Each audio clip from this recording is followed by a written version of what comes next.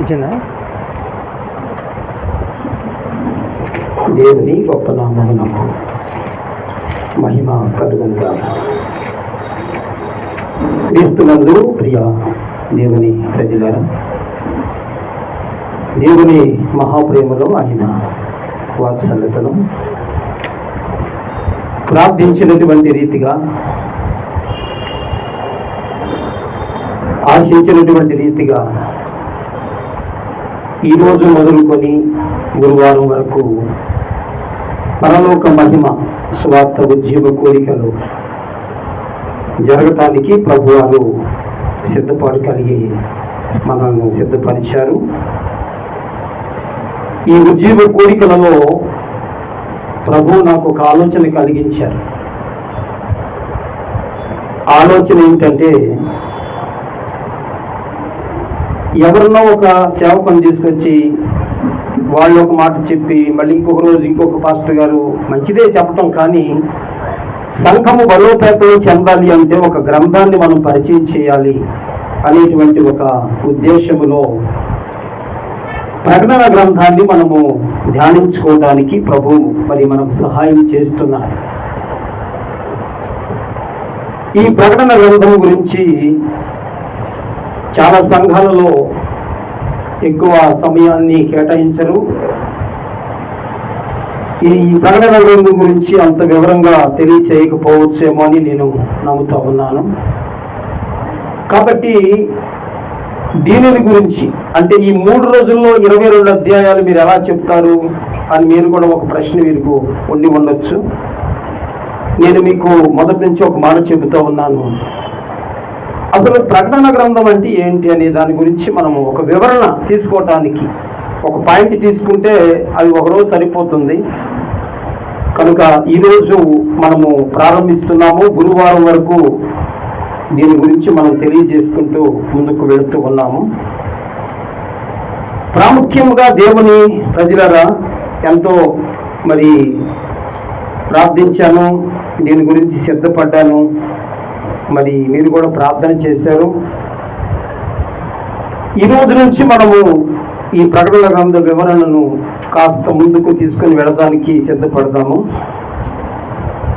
మొట్టమొదట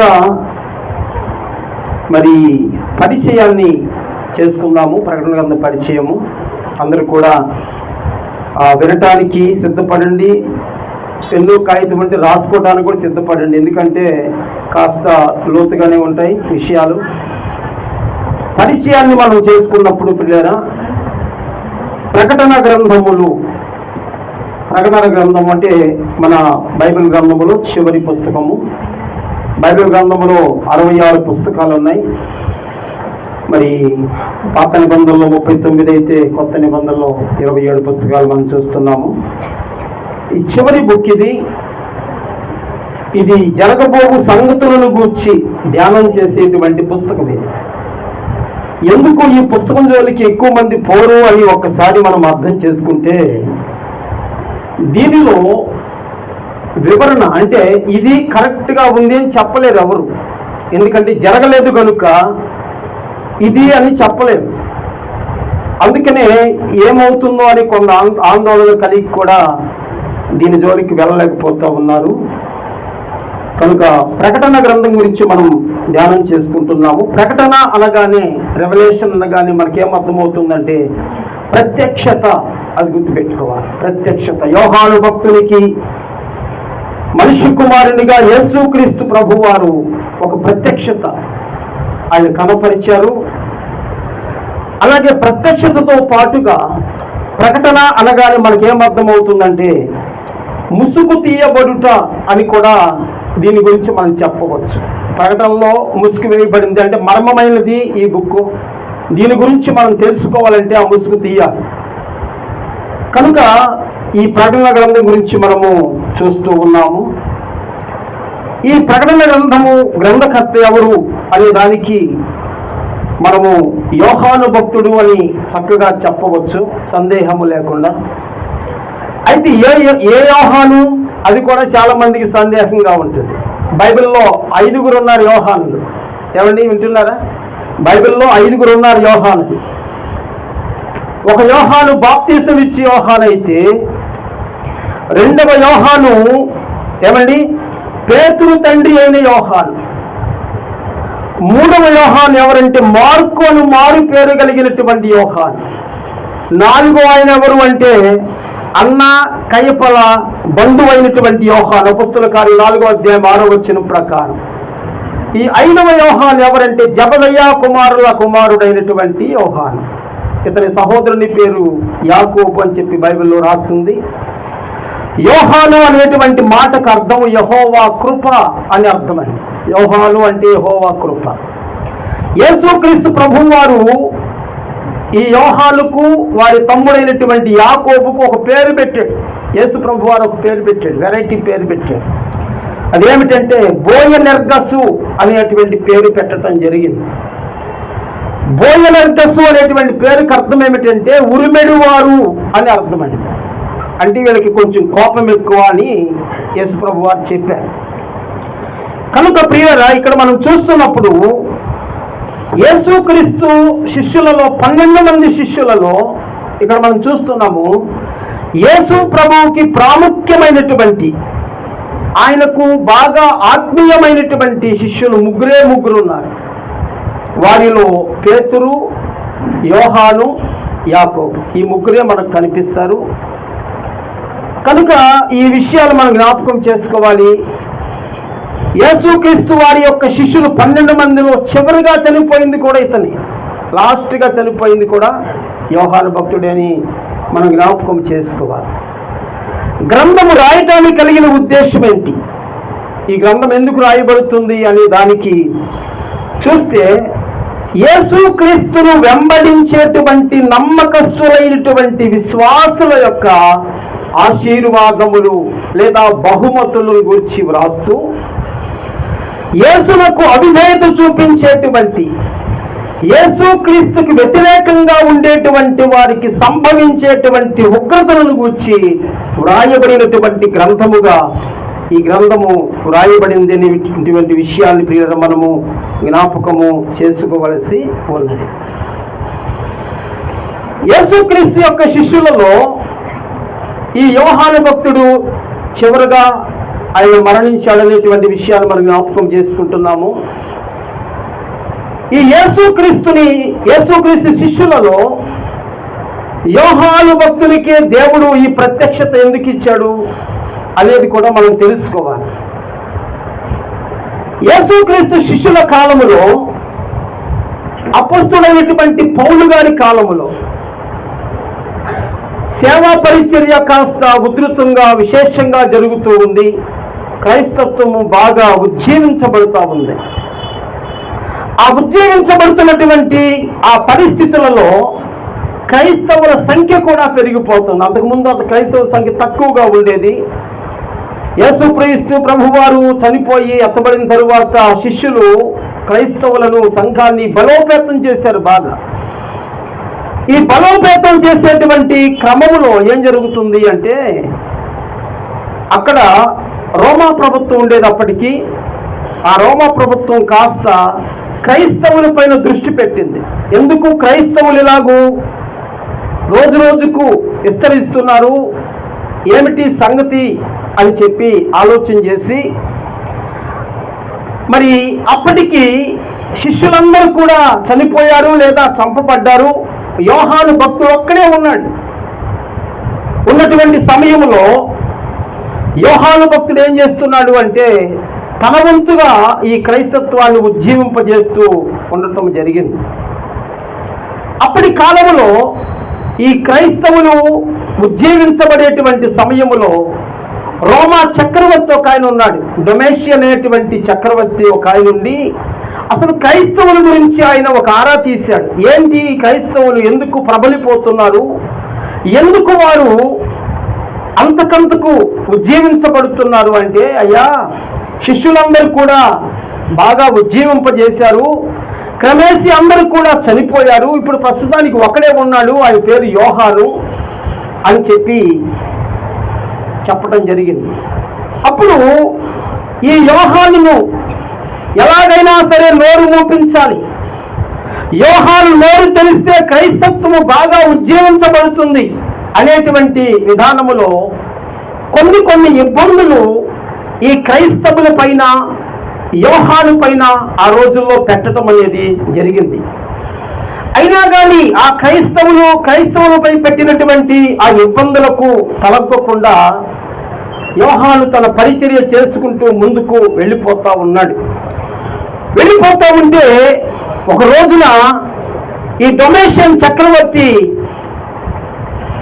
యోహానును రోము నగరానికి పిలిపించాడు. రోము నగరానికి పిలిపించి యోహానును ప్రశ్న వేశాడు. ఎందుకు నీవు క్రైస్తవుల పక్షాన నిలబడ్డావు? తప్పుడు సిద్ధాంతాలను నీవు తీసుకొచ్చావు ప్రజల్లోనికి. తీసుకొని వచ్చి నీవెందుకు ఇలాగ క్రైస్తత్వాన్ని ముందుకు కొనసాగిస్తున్నావు అని చెప్పి ఈ డొమేషియన్ చక్రవర్తి ఏం చేశాడంటే ఈ యోహాను భక్తుడికి వార్నింగ్ ఇచ్చాడు, గట్టి వార్నింగ్. ఈసారి కనుక ఇలాంటిది కనుక రిపీట్ అయితే నేను ఊరుకోను, నీ మీద చాలా శిక్ష విధిస్తాను అని చెప్పాడు. అందరూ అనుకున్నారు చక్రవర్తి వార్నింగ్ ఇచ్చాడు కదా, మరి యోహాను ఇంకా సువార్త ఆపేస్తాడు అనుకున్నారు. కానీ ఈయన ఇంకా ఉధృతం చేశాడు. ఉధృతం చేసి ఇంకా క్రైస్తత్వాన్ని ముందుకు తీసుకువెళ్తూ ఉన్నాడు. తీసుకువెళ్తూ ఉన్నప్పుడు మళ్ళా రెండోసారి పిలిపించాడు. నీకు ఒకసారి వార్నింగ్ ఇచ్చాము, నీవు నోరు మూసుకోమని హెచ్చరించాము, ఇంకా నీవు క్రైస్తత్వాన్ని ఉజ్జీవింపజేస్తున్నావు, నీ మీద చాలా కంప్లైంట్లు వచ్చాయి అని చెప్పి అతనిని ఒక మరణశిక్షలోనికి తీసుకువెళ్ళేటువంటి పరిస్థితుల్లో చక్రవర్తి అతన్ని చాలా ఇబ్బందులు పెడుతూ ఉన్నాడు. యోహాను మాత్రము దేనికి భయపడక తను మాత్రం తన పరిచర్య కొనసాగిస్తూ ఉంటే ఈ డొమేషియన్ చక్రవర్తి ఏం చేశాడంటే లాభం లేదు, ఇతను బ్రతికి ఉంటే ఇలాగే క్రైస్తవులను ఉజ్జీవింపజేస్తాడు, క్రైస్తవులను ఉజ్జీవింపజేస్తే మన ప్రభుత్వం పడిపోతుంది, మనల్ని ఎవరు కూడా లెక్క చేయరని చెప్పి యోహానును బంధించి ఏం చేశారంటే సలసలా కాగుతున్నటువంటి ఒక పెద్ద నూనె బాండీలో పడేశారు. ఆయన్ని యోహానుని నూనె బాండీలో పడేశారు, పెద్ద కాగులో పడేశారు. నూనె బాగా కాల్చి నూనె బాండీలో పడేశారు. ఈ విషయం గురించి క్రైస్తవులకు రెండు వాదనలు ఉన్నాయి. యోహానుని నూనె కాగులో పడవేయలేదని ఒక వర్గం ఉంది, పడేశారని చరిత్ర చెబుతుంది. అయితే నేను కూడా యోహాను భక్తుని నూనెలో వేశారనే ఏకీపిస్తూ నమ్ముతున్నాను. ఎందుకంటే ఒక విషయం మీరు గుర్తుపెట్టుకోవాలి, యోహాను భక్తుల్ని కనుక నూనెలో వేయలేదు అని కనుక చెప్పగలగాలి అంటే షడ్రకు మెషకు అబకిన గోళలను అగ్నిగుండములో వేయలేదు అది కూడా అబద్ధమే అని చెప్పాలి. లేదు దానియేలును సింహపు బోనులో వేశారు అని మనం చెబుతున్నాం కదా, అది కూడా అబద్ధమని చెప్పాలి. సింహముల బోనులో వేసినప్పుడు దానియేలు ఎలా బ్రతికాడు? షడ్రకు మెషకు అబకిన గోళలు అగ్నిగుండములు ఎలా బ్రతికారు? అలాగే దేవుడు కూడా యోహాను పట్ల అద్భుతమైనటువంటి కార్యము జరిగించి ఏం చేశాడంటే ఆ నూనె కాగులో వేసినా కానీ ఏమి ప్రమాదము లేకుండా అతను బయటికి వచ్చాడు. అప్పుడు ఈ చక్రవర్తి అనుకున్నాడు, దేవుడు ఇతనికి ఏదో సహాయం చేస్తున్నట్లుగా ఉన్నాడు, నూనెలో వేసినా కానీ ఇతనికి ఏం కాలేదు. అందుకని అన్యాయపు తీర్పు తీర్చి, అంటే అబద్ధ సాక్షులను తీర్చి ఒక పన్నాగము పన్నేం చేశారంటే దేశ బహిష్కరణ చేశారు యోహాను భక్తుల్ని. ఇప్పుడు అక్కడ ఉండటానికి వీల్లేదు, దేశ బహిష్కరణ చేశారు. ఆ దేశ బహిష్కరణకు వారు సిద్ధపడి పద్మాసు ద్వీపములకు ఆ యోహాను భక్తుల్ని పంపించడం అనేది జరిగింది. ఇది గుర్తుపెట్టుకోవాలి. యోహాను భక్తుడు పద్మాసు ద్వీపం ఎందుకు వెళ్ళాడు అంటే అన్యాయపు తీర్పు తీర్చి కావాలని అతన్ని పంపించారు అక్కడికి. పద్మాసు ద్వీపం ఎక్కడుంది అని ఒకసారి మనం అడిగితే ఏజియన్ సముద్రములో గల ఒక ద్వీపం, అది గుర్తుపెట్టుకోవాలి. మీరు కొన్ని విషయాలు నోట్ చేసుకోవాలి. పద్మాసు ద్వీపం ఎక్కడుంది అంటే ఏజియన్ సముద్రములో ఒక ద్వీపం. సముద్రంలో అక్కడక్కడ దిబ్బలు ఉంటాయి, వాటిని ద్వీపము అని పిలుస్తారు. ఈ ద్వీపము చిన్న చిన్న ద్వీపాలేం కాదు. దీనికి ఈయన పద్మాసు ద్వీపంలో ఉన్నాడు కదా ఈ యోహాను. ఆ ద్వీపం యొక్క పొడవు ఎంత ఉందంటే 15 మైళ్ళు ఆ పొడవు ఉందండి. 15 మైళ్ళు పొడవు ఉంది. అలాగే 9 మైళ్ళు వెడల్పు ఉంది. అంటే అంత పెద్దది ఆ ద్వీపం. అంటే అక్కడ నీళ్లు లేకుండా ఒక దిబ్బలాగా ఉంటుంది. ఈ ద్వీపంలో ఎక్కువగా రాళ్ళు ఉంటాయి. అక్కడ ఎందుకు పంపిస్తారు ఇట్లాంటి వాళ్ళని ఖైదీలుగా చేసి అంటే, రాళ్ళు తొలిచి బయటికి రాళ్ళను కొట్టి ఆ రాళ్ళను వాళ్ళు అమ్ముకునే వాళ్ళు అనమాట, గవర్నమెంట్ వాళ్ళు. యోహాను కూడా అదే పని చేయటానికి పద్మాసు ద్వీపానికి వెళ్ళాడు. అప్పటికి ఆయన వయసు ఎంత అనుకుంటున్నారు? యోహాను భక్తుడి వయసు 86 సంవత్సరాలు. కుర్రోడేం కాదు ఆయన. 86 సంవత్సరాల ప్రాంతంలో అతడు పద్మాసు ద్వీపానికి వెళ్ళాడు. పద్మాసు ద్వీపము ఎక్కడ ఉంది అనే మాటలో మనం చూస్తే, పద్మాసు ద్వీపము ఎఫెసు పట్టణానికి నైరుతిగా మనం చూస్తే 40 మైళ్ళ దూరములో ఉంది. ఎఫెసుకు 40 మైళ్ళ దూరములో పద్మాసు పట్టణం అనేది, ఆ పద్మాసు ద్వీపం అనేది ఉండటం మనం చూస్తాం. ఇప్పుడు అతను అక్కడికి తీసుకువెళ్ళారు.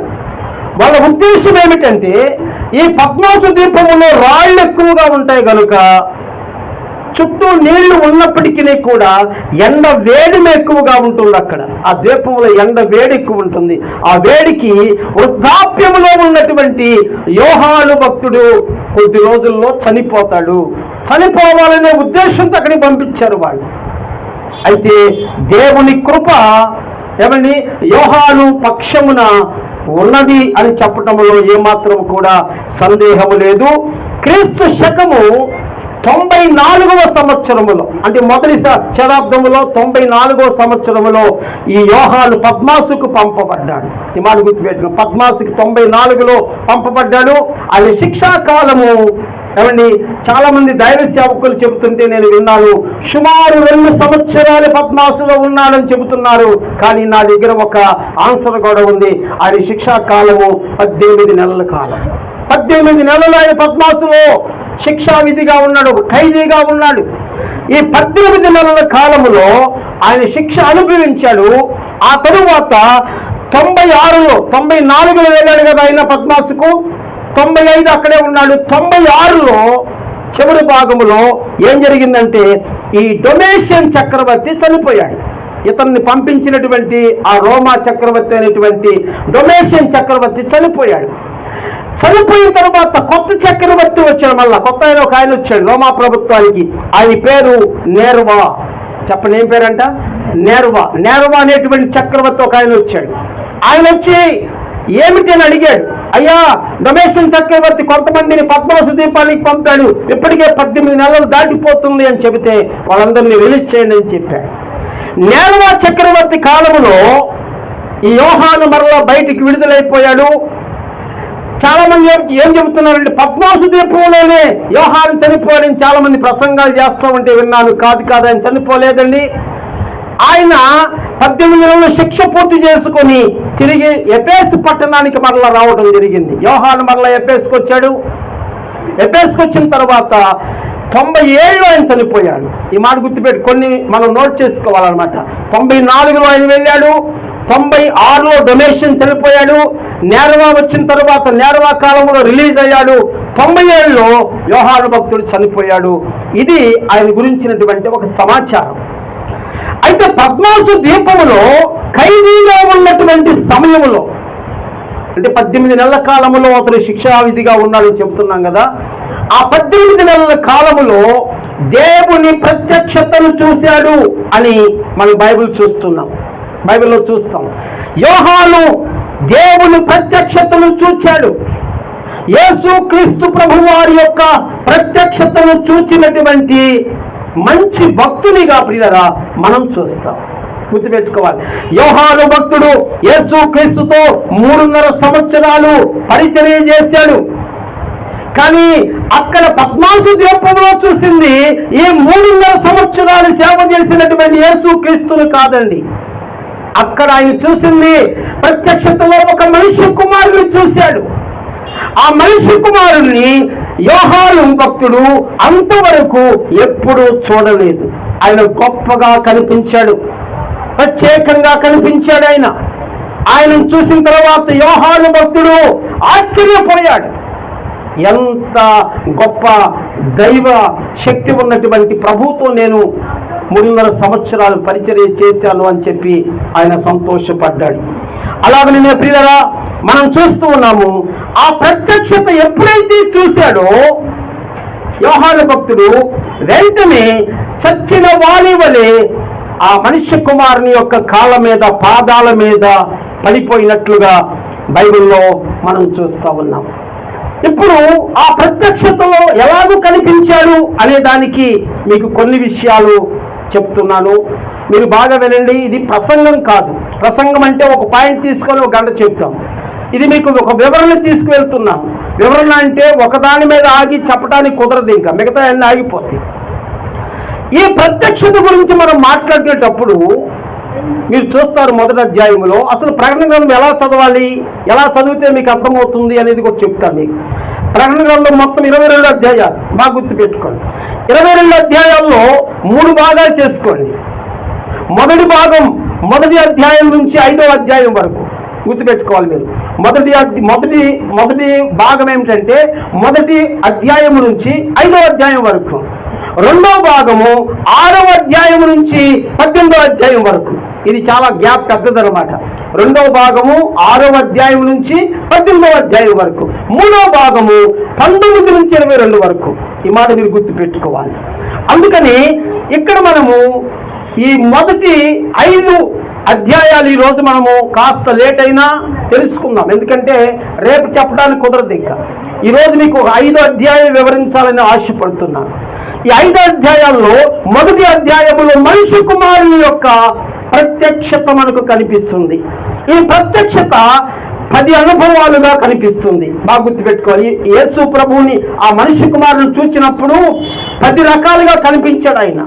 ఆ 10 రకాలు ఎలాగున్నాయంటే, ఆ మనుష్య కుమారుడు 7 సువర్ణ దీప స్తంభముల మధ్య సంచరించుట మనం చూస్తాం. ఒకటది 7 సువర్ణ దీప స్తంభముల మధ్య సంచరించడం.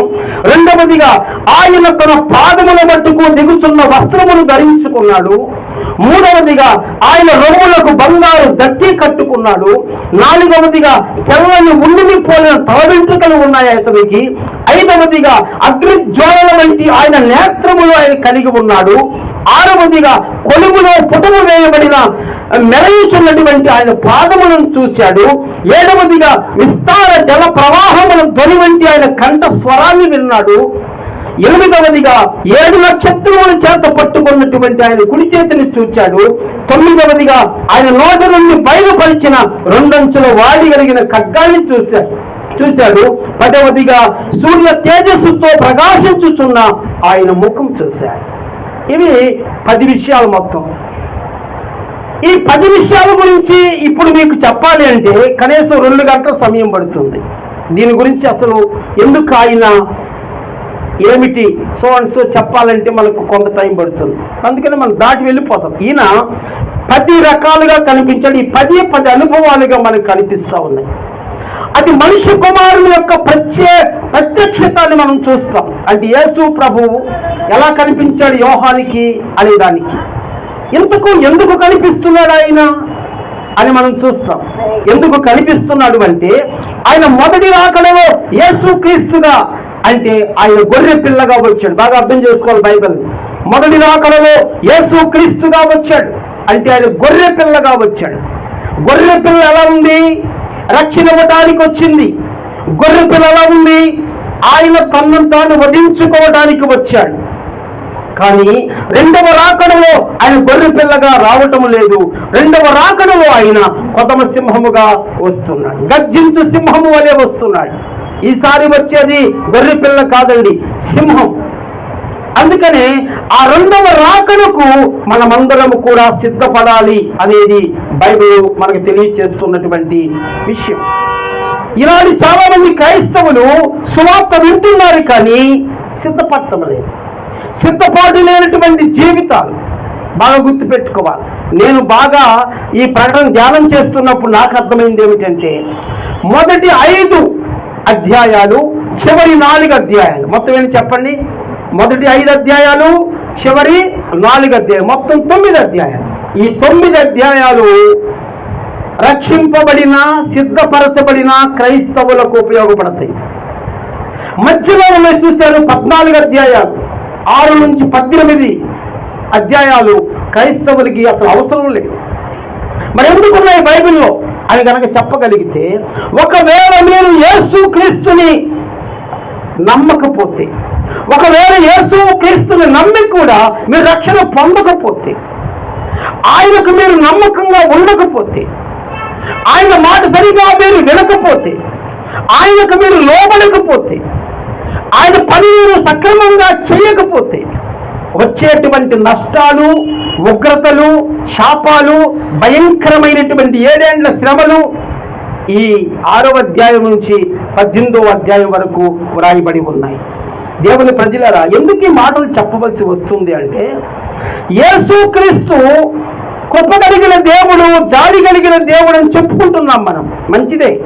కానీ రేపు ఆయన 2వ రాకడలో ఆయన కృపణదిక ఆయన మేఘారుడై వచ్చుచున్నప్పుడు నీవు ఇంకా సిద్ధపడకపోతే, నీవు రక్షణ పొందకపోతే, మానవ మనసు లేకపోతే ఖచ్చితంగా ఈ 6వ అధ్యాయం నుంచి 18వ అధ్యాయం వరకు ఉన్నటువంటి ఘోరమైన శ్రమలు అవన్నీ కూడా భూమి మీద ఉన్నటువంటి యేసు ప్రభు నమ్మని వారికి ఖచ్చితంగా వర్తిస్తాయని చెప్పగలుగుతుంది బైబిల్ ప్రియులారా. కనుక ఈ విషయాలు మనం జ్ఞాపకం చేసుకోవాలి. ఇక్కడ మనం చూస్తున్నాము, ఆయన ప్రత్యక్షతలో 7 సువర్ణ దీప స్తంభముల మధ్య ఆయన సంచరిస్తున్నాడు అని యోహాను భక్తుడు చెబుతున్నాడు. దానికి ఆన్సర్ అక్కడే ఇచ్చాడు. 7 సువర్ణ దీపస్తంభములు, 7 సంఘములు అని రాశాడు అక్కడ.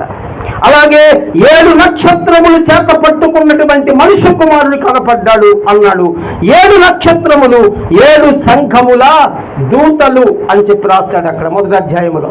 ప్రియమైన వాళ్ళరా, 7 సువర్ణ ధూప స్తంభములు అంటే 7 సంఘములు. యోహాను భక్తునికి యేసుక్రీస్తు మనుష్య కుమారునిగా ప్రత్యక్షమైన తరువాత ఆయన చెబుతున్నాడు, నా మాటలను నీవు వినటమే కాకుండా ఒక గ్రంథముగా నువ్వు రాయి అని చెప్పాడు. యేసుప్రభు చెబుతున్నాడు, నీవు పద్మాసు దీపములో నేను నీకు ప్రత్యక్షమైనప్పుడు నా మాటలను నీవు ఒక గ్రంథముగా లిఖించమని చెప్పాడు. అంత మాత్రమే కాదు, గ్రంథముగా వ్రాయటమే కాదు, నా మాటలు 7 సంఘాలకు పంపించు అని చెప్పాడు. ఆ 7 సంఘాలు కూడా మనం చూస్తాం 2వ అధ్యాయములో 3వ అధ్యాయములో మనకు ఆ 7 సంఘాలు కనిపిస్తాయి. ఇప్పుడు ఆ 7 సంఘముల గురించి కూడా మనం కొంత ధ్యానం చేద్దాం. ఈ 7 సంఘములు ఏమిటి అనే దానికి, 1 ఎఫెసు, 2వది స్ముర్న, 3వది పెర్గము, 4వది తుయతైరా, 5వది సార్దీస్, 6వది ఫిలదెల్ఫియా, 7వది లవోదికియా. ఈ 7 సంఘాలు, ఈ 7 సంఘాలకు దేవుని యొక్క ప్రత్యక్షత ఏదైతే చూశాడో వాటిని పంపించమని మనుష్య కుమారుడు యోహానుకి చెప్పాడు. అందుకని ప్రియరా, ఇక్కడ మనం చూస్తూ ఉన్నాము దేవుని ప్రజలను మనం చూస్తూ ఉన్నప్పుడు 7 సంఘాలను బట్టి మనం ఇక్కడ తెలుసుకోబోతా ఉన్నాం. చూడండి, మొదటి సంఘం గురించి మనం తెలుసుకోబోతున్నాం. మొదటి సంఘము ఎఫెసు సంఘం. వింటున్నారా మీరు? మొదటి సంఘము చెప్పాలి, ఏ సంఘం అంట? ఎఫెసు సంఘం. ఎఫెసు అంటే అర్థము కోరదగినది. గుర్తుపెట్టుకోవాలి, ప్రతిదానికి ఒక అర్థం చెప్తున్నా. ఎఫెసు అంటే అర్థము కోరదగినది. ప్రకటన గ్రంథము 2వ అధ్యాయము 1వ వచనములో మనకు కనిపిస్తుంది. ఇక్కడ ఈ సంఘాలకు ఈ పేర్లు పెట్టడానికి ఒక ప్రత్యేకమైనటువంటి వివరం ఏమిటంటే, ఇక్కడ సంఘాలకు ఆయా ప్రాంతాల పేర్లే పెట్టారు. ఏ ప్రాంతంలో అయితే సంఘం కట్టబడిందో ఆ సంఘము ఆ ప్రాంతం పేరుతోనే పిలువబడింది. అందుకనే ఎఫెసు అనేటువంటి సంఘము ఎఫెసు పట్టణంలోనే కట్టబడింది కనుక ఎఫెసు సంఘము అనేటువంటి మాటతో ఇక్కడ మనం చూస్తూ ఉన్నాం. ఎఫెసు ప్రాంతము రోమీయులకు మెయిన్ సిటీ. ఈ మాట గుర్తుపెట్టుకోవాలి. ఎఫెసు ప్రాంతము రోమీయులకు మెయిన్ సిటీగా ఉంది. దీనిని టర్కీ అని పిలుస్తున్నారు. ఇప్పుడు ఎఫెసు ప్రాంతాన్ని టర్కీ అని పిలుస్తున్నారు. ఈ 7 సంఘాలు ఇప్పుడు మనం చదువుకున్న 7 సంఘాలు ఈ టర్కీ ప్రాంతంలోనే ఉన్నాయి, ఎక్కడ లేవు, టర్కీలోనే ఉన్నాయి. అది కూడా వరుస క్రమంలోనే ఉన్నాయి, లైన్గా ఉన్నాయి. 7 సంఘాలు చక్కగా లైన్గా బాడుగా కనిపిస్తూ ఉంటాయి. ఇప్పుడు ఈ సంఘాలను బట్టి మనం తెలుసుకుంటే ప్రస్తుతము ఈ ఎఫెసు ప్రాంతాన్ని, ఎప్పుడు ఎఫెసు అని పిలవటం లేదు, ఈ ఎఫెసు ప్రాంతాన్ని ఇజ్మీర్ అని పిలుస్తున్నారు. గుర్తుపెట్టుకోవాలి. ఏం చెప్పండి, ఏం పేరు పిలుస్తున్నారట? ఇజ్మీర్ అని పిలుస్తున్నారు ప్రజెంట్గా ఇప్పుడు. అందుకనే మనం చూస్తున్నాం ఎఫెసులో ఒక పెద్ద టెంపుల్ ఉందండి, చాలా పెద్ద టెంపుల్ ఉంది, ఆ గుడి ఉంది. ఆ గుడిలో 20,000 మంది కూర్చొని పూజలు చేసుకొని ఆరాధన చేసుకునేటువంటి ఒక పెద్ద గుడి అది ఎఫెసులో ఉంది. ఆ గుడి, ఆ గుడిలో ఒక దేవత ఉంది. ఆ దేవత పేరు అర్తమీ దేవి అంటారు. చెప్పండి, ఏ దేవి అంట? అర్తమీ దేవి దేవాలయం ఉంది ఎఫెసులో. 20,000 మంది కూర్చునే దేవాలయం అది.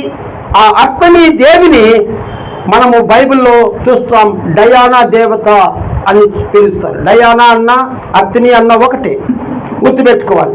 ఎఫెసులో గుడితో పాటుగా ఒక పెద్ద లైబ్రరీ ఉంది. ఎఫెసులో ఒక పెద్ద లైబ్రరీ కూడా ఉంది. ఆ లైబ్రరీ చాలా ఫేమస్ లైబ్రరీ. ఆ లైబ్రరీ పేరు సెన్సస్ అంటారు. లైబ్రరీ పేరు సెన్సస్, గుర్తుపెట్టుకోవాలి. అది కూడా ఆ లైబ్రరీ పేరు సెన్సస్ లైబ్రరీ, చాలా ఫేమస్ లైబ్రరీ అది. అలాగే అపొస్తలుడైనటువంటి పౌలు గారు మొట్టమొదటి 12 మందితో పరిచర్య ప్రారంభించింది కూడా ఈ ఎఫెసులో పౌలు గారు మొట్టమొదట సేవ ప్రారంభించారు. 12 మందితో ఆయన ప్రారంభించారు.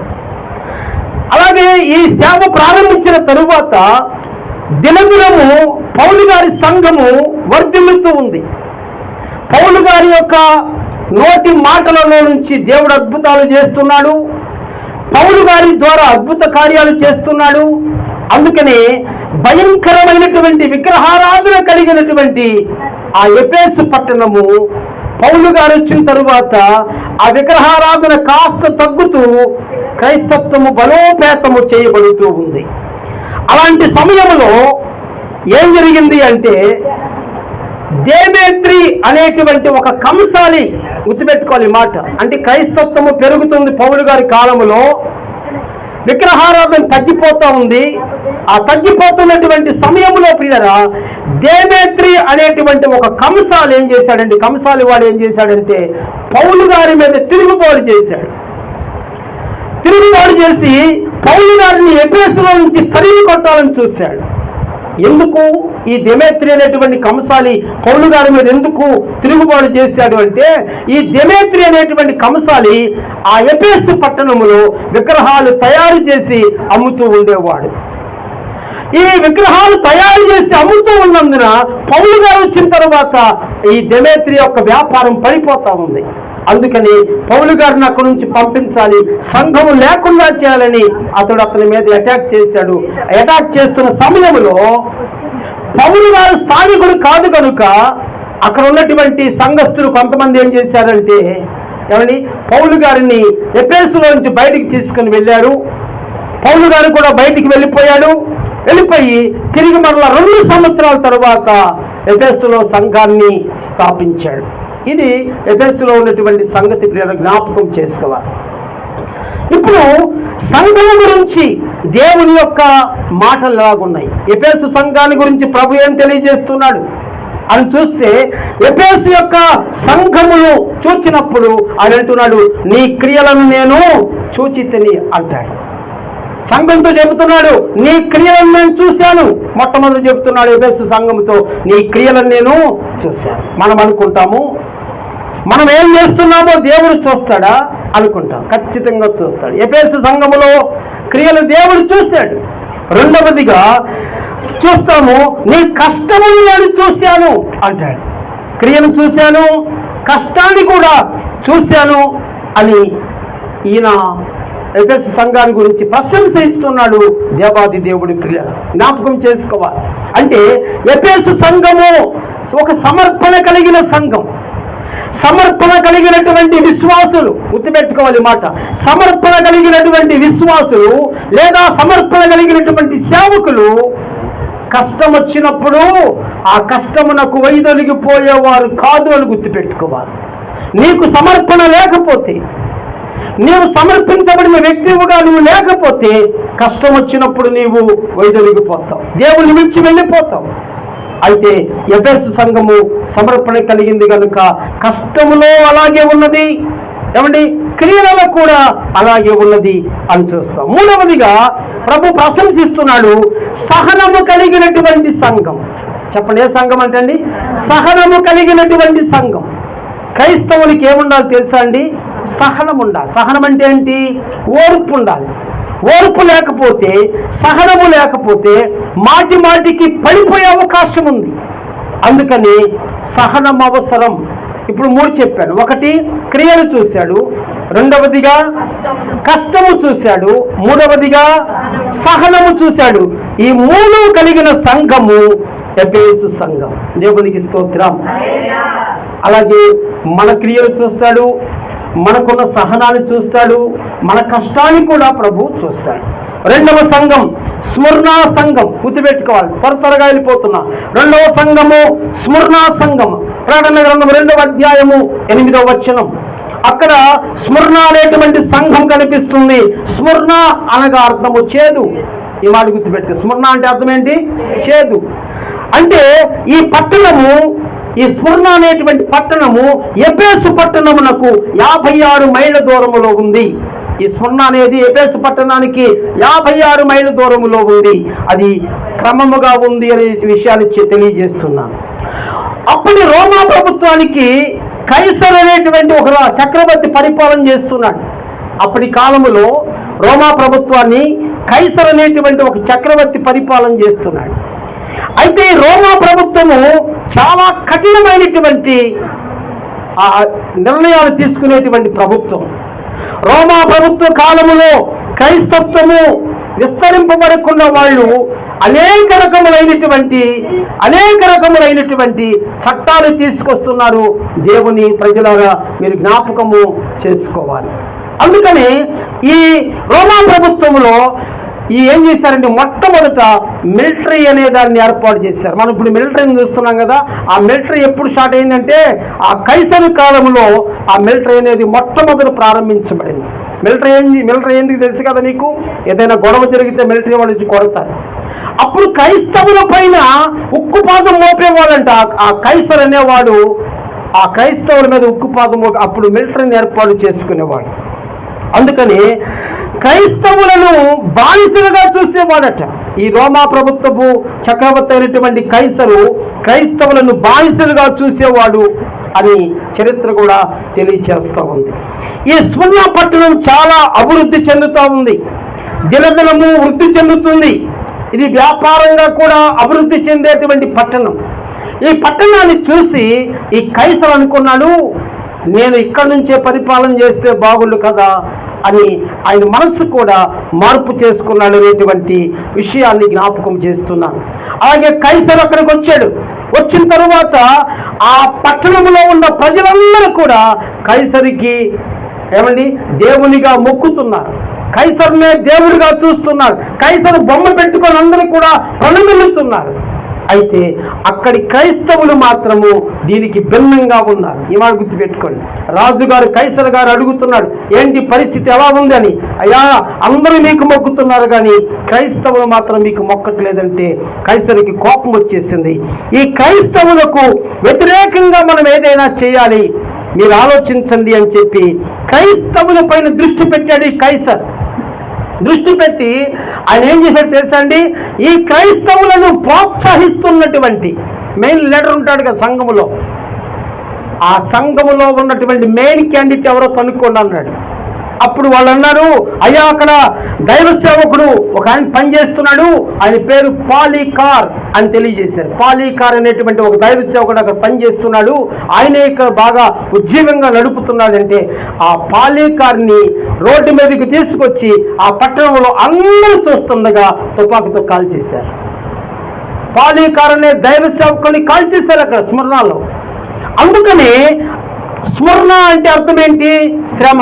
అంటే ఈ కైసరు యొక్క ఉద్దేశం ఏంటంటే, నాయకుడిని చంపేశాం మనం, ఇక క్రైస్తవులందరూ పారిపోతారు, విశ్వాసులు ఎవరు సన్నిధికి రారు, ప్రార్థించుకోరు అని ఏమనుకుంటే ఈ పాలీకారు చనిపోయిన తర్వాత ఆ శ్రమలో ఇంకా సంఘము వృద్ధి చెందుతా ఉంది. దేవునికి స్తోత్రం. అయితే ఇక్కడ ప్రసిద్ధి ఏమిటి అంటే ఈ స్మరణలో బోళము ప్రసిద్ధి. తెలుసుగా బోళము ప్రసిద్ధి. ఇది మనం గుర్తుపెట్టుకోవాలి.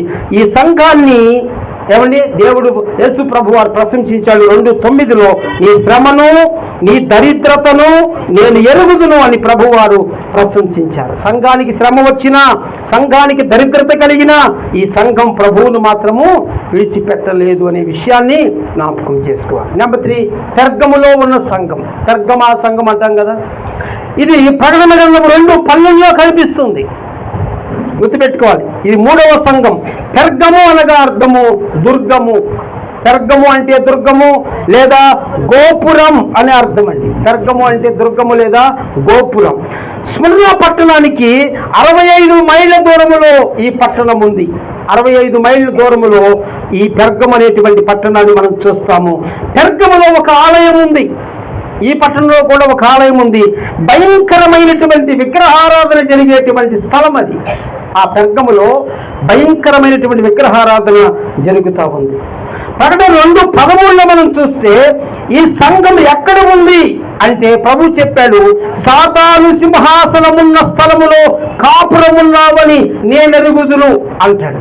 అంటే ప్రభు చెబుతున్నాడు ఈ పెర్గములో ఉన్న సంఘం ఎక్కడుందంట, సాతాను సింహాసనమున్నటువంటి స్థలములో మీరు కాపురం చేస్తున్నారని ప్రభువే చెబుతున్నాడు ఈ మాట.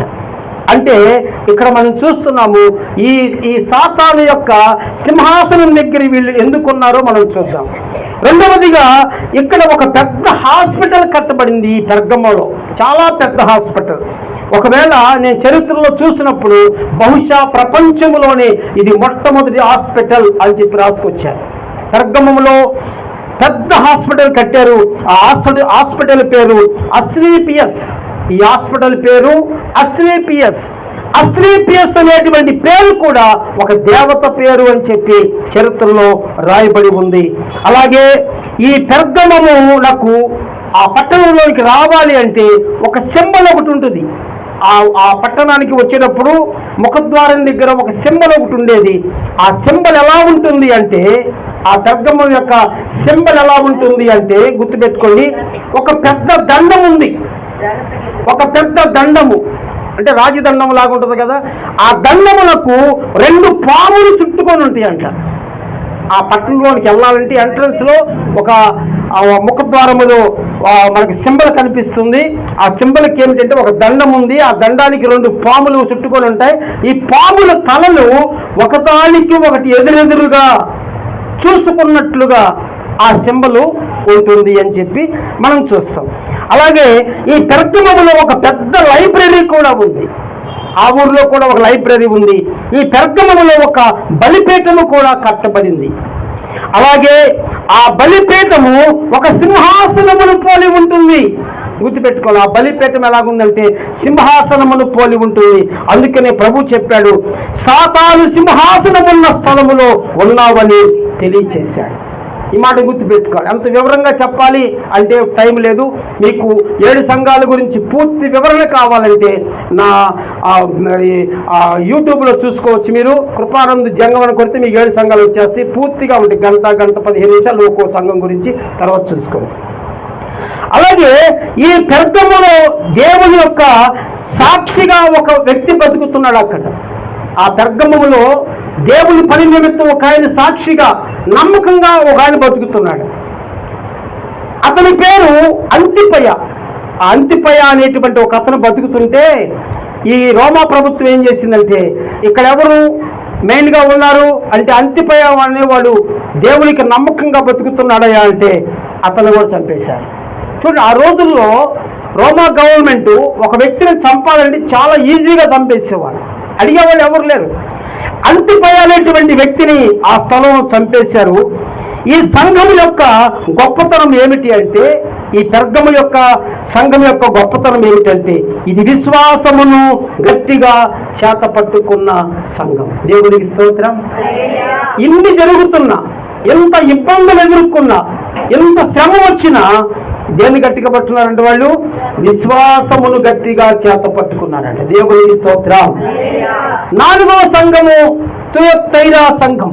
గుర్తుపెట్టుకోవాలి. 4వది తుయత్తైరా. ప్రకటన గ్రంథము 2వ అధ్యాయము 18వ వచనం. తుయత్తైరా అనగా అర్థము ధూపము. గుర్తుపెట్టుకోవాలి. తుయత్తైరా అంటే అర్థము ధూపం. ఈ పట్టణము పెర్గము నుండి సార్దీసు పట్టణములకు వెళ్ళు మార్గములో కట్టబడినటువంటి పట్టణమే. పూర్వము అంటే ఇంతకు ముందు తుయత్తైరా అనేటువంటి ఆ పేరు దానికి లేకముందు ఆ పట్టణాన్ని పెలోపియా అని పిలిచేవాళ్ళట. పెలోపియా అనేటువంటి పేరుతో దాన్ని పిలిచినట్లుగా మనం చూస్తాం. ఈ పట్టణంలో ప్రత్యేకత ఏమిటంటే ఇత్తడి వ్యాపారమునకు ప్రసిద్ధిది.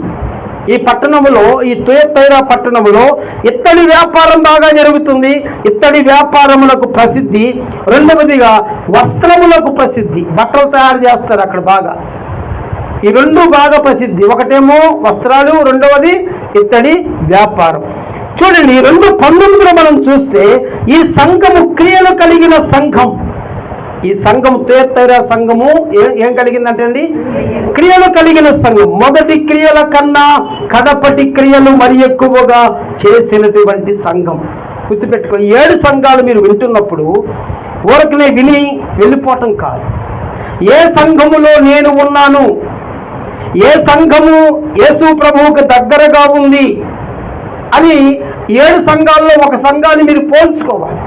ఈ తుయత్తైరా సంఘము మొదటి క్రియల కంటే కడపటి క్రియలు మరి ఎక్కువగా చేసినటువంటి సంఘముగా యేసు ప్రభు వారు చెబుతున్నాడు. రెండవ ప్రశంస ఏమిటంటే ఇది మంచి ప్రేమ కలిగిన సంఘం అట. తుయత్తైరా సంఘము మంచి ప్రేమ కలిగిన సంఘం. అలాగే ఈ సంఘం మంచి విశ్వాసము కలిగిన సంఘం. మూడవదిగా మంచి పరిచర్య చేసే సంఘం. 4వదిగా సహనము కలిగిన సంఘం. ఈ 4 లక్షణాలు ఈ సంఘముడికి ఉన్నాయనే విషయాలు ప్రియరా మనము జ్ఞాపకము చేసుకొనవలసి ఉన్నది.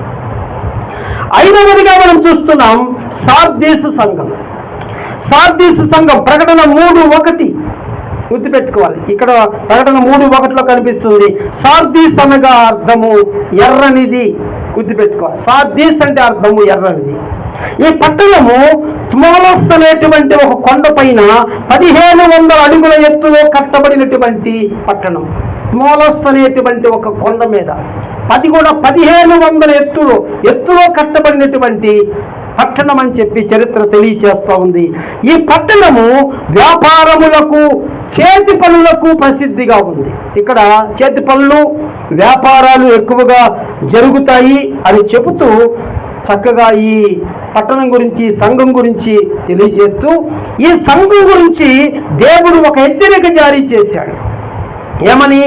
ఈ సంఘము దేవుని చేత హెచ్చరింపబడినదిగా కనిపిస్తుంది. హెచ్చరిక ఎందుకు వస్తున్నాడు సంఘానికి? హెచ్చరిక ఎందుకు వస్తుందంటే మనలో జాగ్రత్త లేకపోతే, బాధ్యత లేకపోతే దేవుడు హెచ్చరిస్తాడు. ఏమని హెచ్చరించాడు? నీవు జాగరూకుడవై ఉండని ఎడల నేను దొంగవలే వచ్చేదను అంటాడు. ఎలా ఉండాలంట? నీవు జాగరూకుడవై ఉండని ఎడల నేను దొంగవలే వస్తాను అంటాడు. ఇంతకీ జాగరూకుడవు అంటే అర్థం ఏంటి? జాగరూకుడవు అంటే అర్థము ఒకటి జాగ్రత్త, రెండవది మెలకువ అని అర్థం. అంటే నీకు జాగ్రత్త లేకపోతే, నీకు మెలకువ లేకపోతే నేను ఒక దినం దొంగలా వస్తాను. నేను వచ్చినప్పుడు నీకు జాగ్రత్త లేదు కనుక, మెలకువ లేదు కనుక మీరు ఇక్కడే ఉండిపోతారు. అందుకని మీరు జాగ్రత్త కలిగి ఉండండి అని చెబుతున్నాడు ఆయన. అందుకనే కేవలము నామకార్థమైన సంఘముగా నీవు ఉన్నావు. ఈ సంఘము నామకార్థ సంఘముగా కనిపిస్తూ ఉంది. చాలామంది సంఘాలు ఈ రోజుల్లో నామకార్థ సంఘాలుగా కనిపిస్తూ ఉన్నాయి. అందుకనే మన ఆత్మీయ జీవితము ఎందుకు పాడైపోతుంది అంటే మనలో జాగ్రత్త లేకపోవటం, మనలో మెలకువ లేకపోవటం. గుర్తుపెట్టుకోవాలి. ఎందుకు మనము ఆత్మీయంగా జీవించలేకపోతున్నాము అంటే, ఎందుకు మనం ఎదగలేకపోతున్నామంటే మనలో అసలు జాగ్రత్త లేదు, మెలకువ లేదు, సిద్ధపాటు లేదు. అందుకనే మనము జారిపోతున్నాము అని చెబుతూ ఈ సంఘాల గురించి చెప్పాడు. 3:3లో నీవు పొందిన ఉపదేశమును జ్ఞాపకము చేసుకొని మారు మనసు పొందు అన్నాడు. అంటే ఇది ఈ సంఘానికి ఏమి లేదంటండి, మారు మనసు లేదట.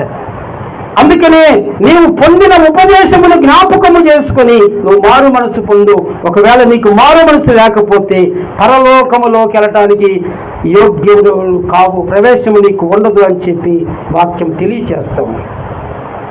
ఆరవదిగా మనం చూస్తున్నాం ఫిలదెల్ఫియా సంఘం. ఫిలదెల్ఫియా ప్రకటన 3:7 కనిపిస్తుంది. ఫిలదెల్ఫియా అంటే అర్థము సహోదర ప్రేమ. గుర్తుపెట్టుకోవాలి, ఫిలదెల్ఫియా అంటే అర్థము సహోదర ప్రేమ. ఈ పట్టణము సార్దీసుకు 28 మైళ్ళ దూరంలో కనిపిస్తుంది. సార్దీసుకి 28 మైళ్ళ దూరంలో కనిపిస్తుంది. ఈ పట్టణము కొండల మీద కట్టబడినటువంటి పట్టణం. ప్రస్తుతము ఈ పట్టణమును షాహార్ అనే పేరుతో పిలుస్తున్నారు. ఇప్పుడు ప్రస్తుతం ఏ పేరు అంటే షాహార్ అనే పేరుతో ఈ పట్టణాన్ని పిలుస్తున్నారు. షాహార్ అనే పేరుకి అర్థం ఏమిటంటే దేవుని నగరం లేదా దేవుని పట్టణం. ఈ మాట గుర్తుపెట్టుకో. అందుకని షాహార్. ఇక్కడ సమృద్ధి అయినటువంటి ద్రాక్షారసం దొరుకుతుంది. ఈ యొక్క ఫిలదెల్ఫియాలో సమృద్ధికరమైనటువంటి ద్రాక్షారసం దొరుకుతుంది. ఇది అక్కడ ఆ పట్టణంలో సమృద్ధి. అలాగే ఈ సంఘమును ఉద్దేశించి ప్రభు చెప్పిన మంచి మాటలు ఏమిటంటే నేను నీ క్రియలను ఎరుగుదును అంటాడు. ఈ ఫిలదెల్ఫియాలో ఉన్నటువంటి సంఘాన్ని చూసి ప్రభువారు ఒక ప్రశంసిస్తూ అంటున్నారు, నీ క్రియలను నేను ఎరుగుదును అని ఆయన ప్రశంస చెప్పారు.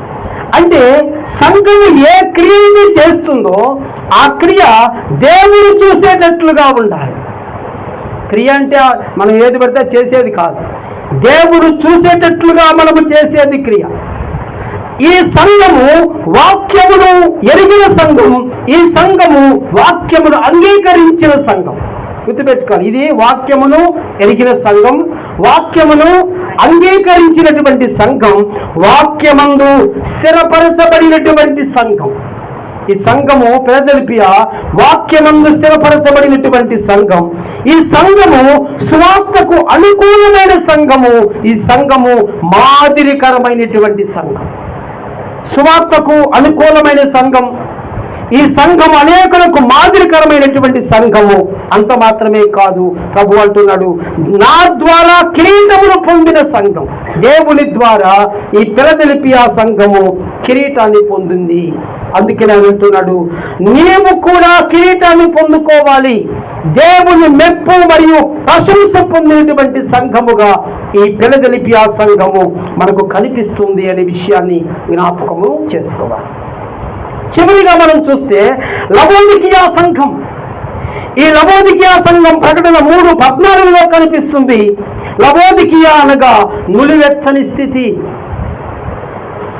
లవోదికియా అంటే నులివెచ్చని స్థితి. ఈ పట్టణము లైకస్ అనే ఒక నది పక్కన కట్టబడినటువంటి పట్టణం. లైకస్ అనేటువంటి ఒక నది పక్కన కట్టబడినటువంటి పట్టణం. ఎఫెసు పట్టణం నుంచి యూఫ్రాతు నది వద్దకు ఆ రోజులలో రోమీలు వేసినటువంటి రాజ్య మార్గమునందు కట్టబడినటువంటి పట్టణం ఈ పట్టణం. ఈ పట్టణములో శ్రేష్టమైనటువంటి నూలు దొరుకుతుంది. ఇది నూలుకు ప్రసిద్ధి కలిగినటువంటి పట్టణం లవోదికియా పట్టణం. రెండవదిగా ఈ పట్టణములో కంటి జబ్బుల కొరకు కాటుకను తయారు చేస్తారట. కంటి జబ్బులు ఉన్న వారికి కాటికి, మనం పెట్టుకునే కాటిక బహుశా అక్కడి నుంచే వస్తుంది, మొదట అక్కడే తయారు చేసి ఉంటారు. మూడవదిగా చెవుల వ్యాధి కొరకు మందులు తయారు చేస్తారు. 3 చూసాం ఇక్కడ. ఒకటేమో నూలు ప్రసిద్ధి, రెండవదిగా ఈ పట్టణంలో కంటి జబ్బుల కొరకు కాటుక తయారు చేస్తారు, మూడవదిగా చెవుల వ్యాధి కొరకు మందు తయారు చేస్తారు. ఈ సంఘము యొక్క క్రియలు ప్రభువు చూచారు. చూచినప్పుడు ఈ సంఘం ఎలాగుందంటే నులివెచ్చగా ఉందంట. నులివెచ్చని స్థితి కలిగి ఉంది. ఈ మాటకు గుర్తుపెట్టుకోవాలి. ఈ నులివెచ్చని స్థితి కలిగినటువంటి సంఘమును ఉద్దేశించి ప్రభువు మాట్లాడారు. ఇంతవరకు మనం 6 సంఘాల గురించి విన్నాము. 7వ సంఘం ఇది.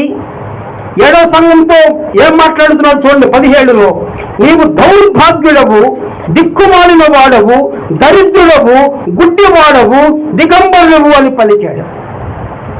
సంఘాన్ని గురించి ప్రభు అంటున్నాడు, నీవు దౌర్భాగ్యుడవు, దిక్కుమాలిన వాడవు, దరిద్రుడవు, గుడ్డివాడవు, దిగంబరుడు అని పలికాడు.